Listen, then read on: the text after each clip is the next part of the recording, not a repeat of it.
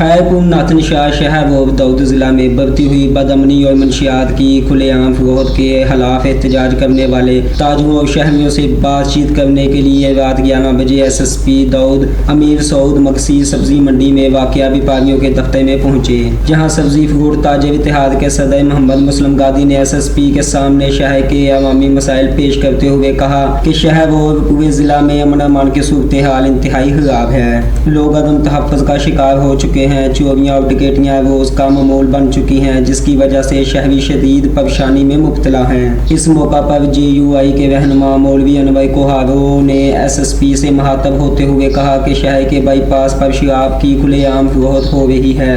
SSP Dawood ने मसाइल सुनने के बाद शहर में अमन अमान की बहाली के लिए नफरी बहाने और पुलिस चौकियाँ कायम करने की हदायत जारी की। साथ ही मंशियात के खिलाफ मजीद कार्रवाई के लिए SHO और DSP खैरपुर नाथनशाह को हदायत दी और गैर कानूनी तौर पर चलने वाली शराब की दुकानें बंद करवाने का हुक्म भी जारी किया।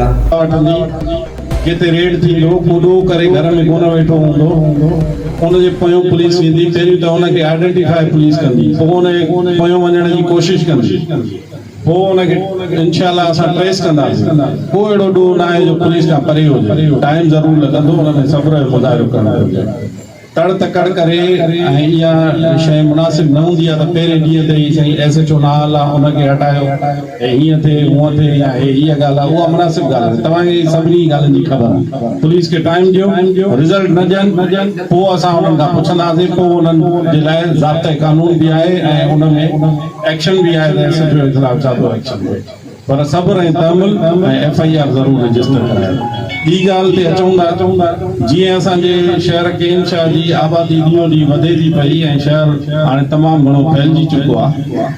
तव्हांजो मुतालबो जाइज़ आहे त हिते नफ़री जेको आहे सो वधाइण घुरिजे ऐं इंशाअल्लाह हिनखे असां वधायूं था ऐं इफेक्टिव नफ़री वधायूं था त जीअं जेके बि तव्हांजा लिंक रोड आहिनि उते पिकेटिंग थिए। हिकिड़ो पिकेटिंग प्लान जे लाइ मां DSP साहब खे चयो आहे, DSP साहब नओं आयो आहे, इन्हनि खे मां सॼो पंहिंजे शीट क्लर्क पंहिंजे DIB इंचार्ज सभिनी खे मोकिलियो त सॼो विज़िट करे अचनि।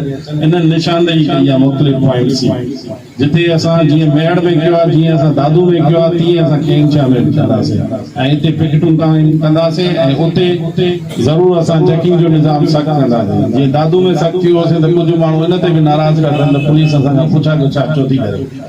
पर अल्लाह ख़ैर कंदो। हिते असांजी कोशिशि इहा आहे त हिन शहर खे सुठो माहौल ॾियूं, अमन अमान बहितर खां बहितर कयूं ऐं नफ़री जेकी जीअं शिकायत आहे त उनखे